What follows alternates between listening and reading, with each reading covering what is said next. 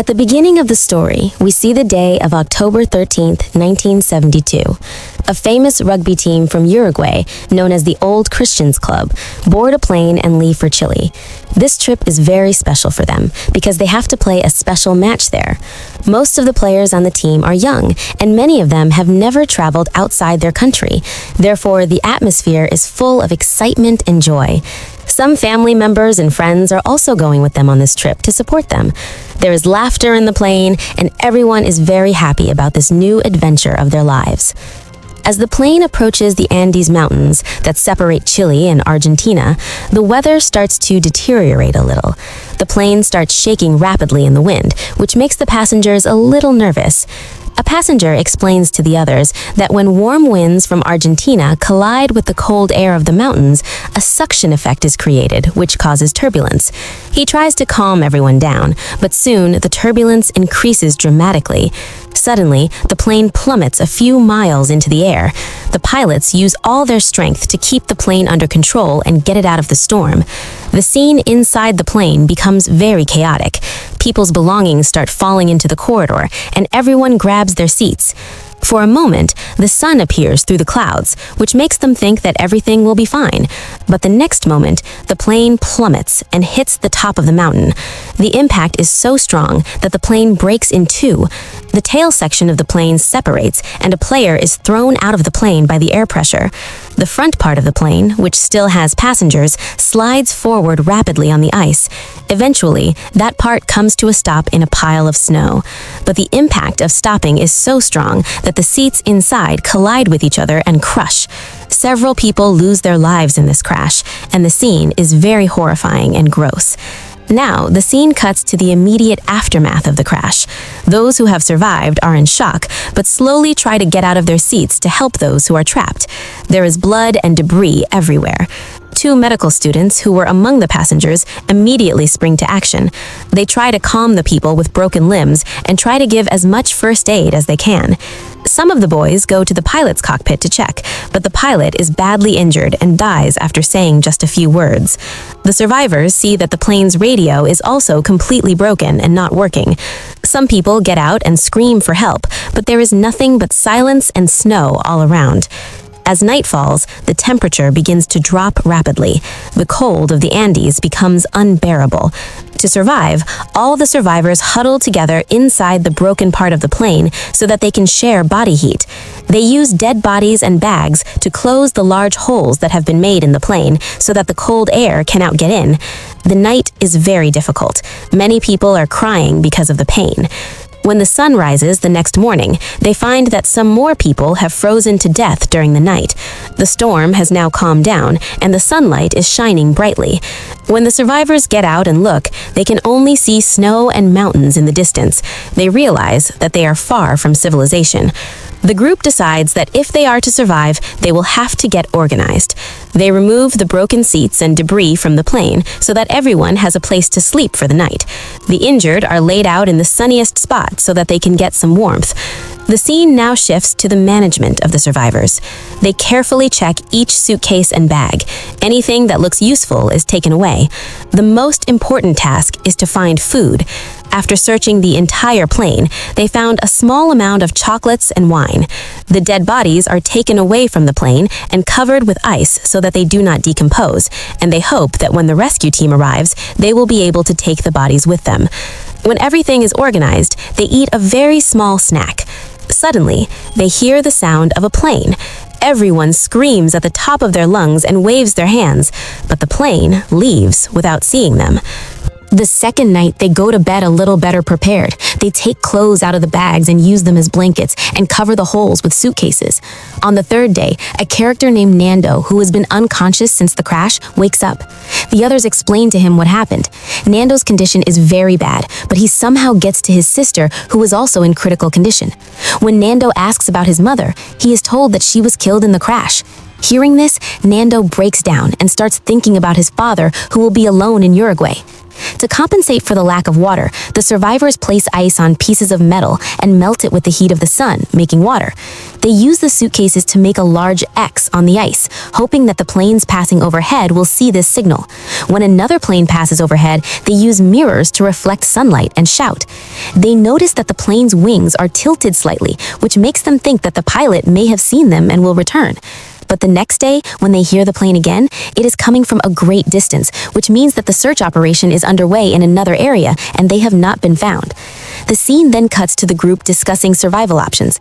They remember that the plane's batteries were in the tail section, which has broken and fallen apart. They think that if they can find the batteries, they can turn on the radio. Some people make goggles from mirrors and seatbelts to avoid snow blindness. The 4 survivors head up the mountain to search for the tail, but after a few miles up, they realize that the crash site is so deep and covered in snow that it is not visible from a distance. This meant that it was almost impossible for the rescue plane to find them. At that moment, the weather started to deteriorate and snow began to fall, so the 4 of them returned to the plane. Days passed, and after a week, their rations ran out. There were no animals or vegetation in the area. Frustrated by hunger, they tried to eat moss growing on the rocks, but it didn't work out. Nando, who was a practical man, said that if they wanted to survive, they would have to eat the flesh of dead bodies. This led to a big argument in the group. Some said it was a sin, while others forbade it on moral grounds. No agreement could be reached. Time passed, and the hunger grew so great that people even started eating shoelaces and cigarettes. On the 8th day, Nando's sister died. This was another big shock.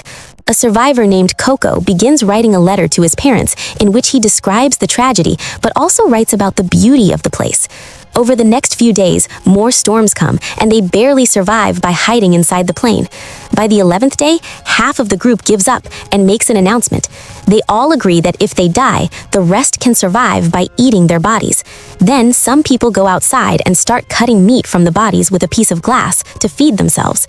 Seeing this, the rest of the people gradually change their minds and agree to eat meat to survive, except for 5 people who are still against cannibalism. The next day, they create a proper system.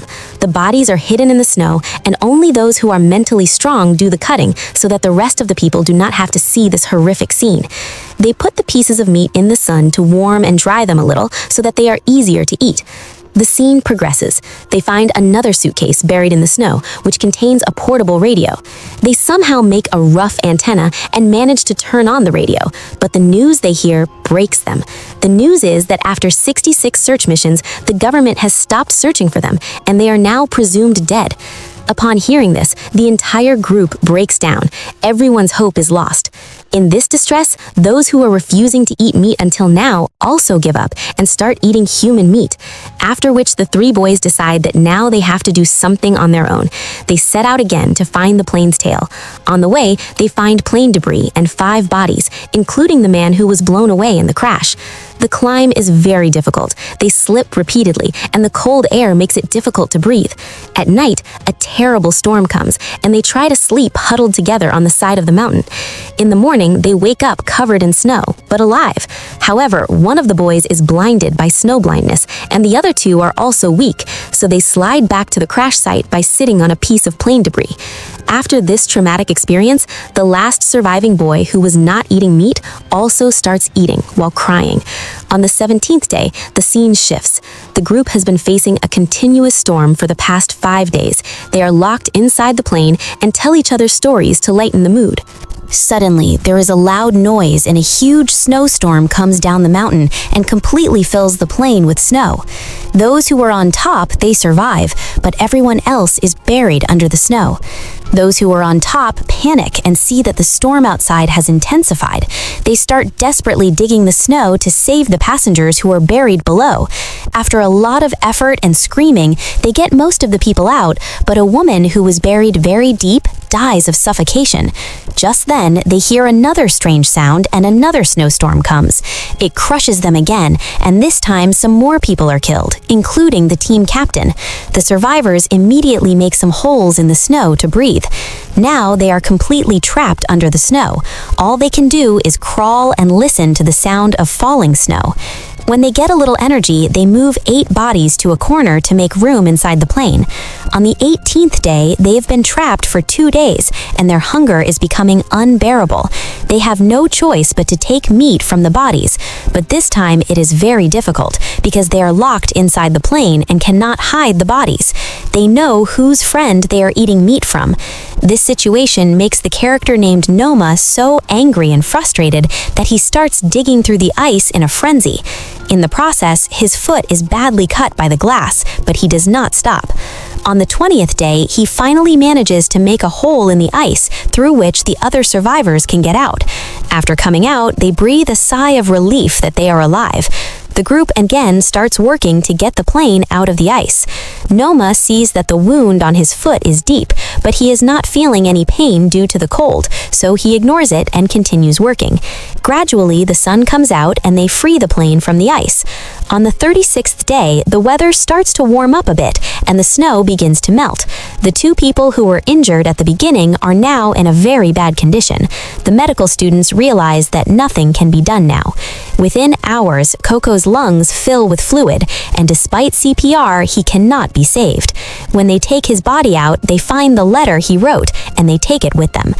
On the 36th day, the weather clears up enough that Roberto, Nando, Tintin, and Noma decide to go on a new search expedition. This time, they wear extra clothes. As soon as the journey begins, Noma starts to feel dizzy and falls. When they check his leg, they see that the infection has spread completely. The group wants to take him back, but Noma insists that he will go back alone and the rest of the group will go ahead. Noma soon arrives back at the crash site and faints. When he regains consciousness, he sees another sick passenger hallucinating and then dies. The next day, the group begins to remove the ice from the cockpit. Noma wants to help, but he is too weak to do anything. This helplessness worries him greatly. Soon, the 3 men return with great news. They have found the tail of the plane. They have brought a lot of coats, drums, cigarettes, and chocolates from there. The most important thing is that they have also found batteries. They try to connect the batteries to the cockpit radio. After a lot of effort, the radio gets static noise, but they are unable to contact anyone and there is no response. The days start to pass again. The group is now afraid to go outside because the cold outside is deadly. Noma's infection is now spreading throughout his body. The food brought from the tail is also running out, so they now have to remove meat from the dead bodies. Now it has all become a routine for them. Noma realizes that he doesn't have much time left, so he stops eating so that there will be more for others. Another attempt to fix the radio short circuits, and that hope is gone. In anger, he writes down the number of survivors on the plane. During another trip, he finds waterproof fabric in the tail section that was covering the pipes. He gets the idea that it can be used to make a sleeping bag that will protect them from the cold at night. The small radio is still playing, and over it they hear that the Air Force is planning to send another aircraft 58 days after the crash. There is another debate about whether to wait or find help themselves. Roberto, frustrated, tears up the sleeping bag. To lighten the mood, the group makes bird sounds and finds a camera and takes photos. That night, Noma gives them permission to eat his body after he dies. In the morning, they find him dead. He has a note in his hand on which it is written, "There is no greater love than to lay down one's life for a friend." Inspired by Noma's words, Roberto, Nando, and Tintin decide that they will now fight the battle across the border. They make new sleeping bags from waterproof fabric. They pack enough food and start climbing westward, hoping to cross the mountains and reach Chile. At night, the weather gets very bad, so they dig a hole in the snow and the 3 of them sleep inside the sleeping bags, clinging to each other. This sleeping bag idea works and they wake up alive in the morning. When they reach the top of a very high mountain, they are stunned by the view. They thought there would be valleys on the other side of the mountain, but there are only mountains up to Melvin. Seeing this, they break down and think about turning back because they have no food for such a long journey. Then, Tintin volunteers that he will go back so that Roberto and Nando can use his share of food and move on. Tintin slides back and Roberto and Nando move on. The journey is very long and tiring. After several days of climbing and descending, the landscape finally starts to change. The snow starts to decrease and rocky ground begins to appear. When Nando's shoe breaks, Roberto ties it up and fixes it, and they don't stop. One evening, Roberto collapses from exhaustion and starts vomiting, but Nando encourages him and says, "We can do it." In the morning, they start walking again. Their hard work pays off when they find a stream with fresh water and vegetation. Suddenly, Nando sees a man on a horse across the stream, staring at them. He can't believe his eyes. The noise of the stream is so loud that the man can't hear them. Nando and Roberto shout and wave their hands. The man signals and leaves, but returns the next day. He ties a piece of paper and a pencil to a rock across the stream and throws it at them. Nando writes on the paper that they are survivors of the Uruguayan plane crash. His friends are injured in the mountains and need help. He throws the paper back at the man. The man, whose name is Sergio, reads the message and immediately sets off to get help. Soon, the news reaches the air rescue service, and a rescue mission is planned. Sergio returns and takes Nando and Roberto to his cabin, where they have their first proper meal in days. Soon, there is a crowd of reporters who start asking them strange questions. The survivors at the crash site have heard the news on the radio that Nando and Roberto have been found.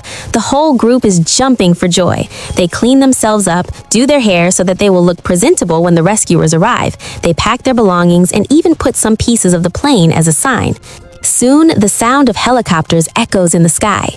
Roberto and Nando are among the rescue helicopters guiding the pilots to the crash site.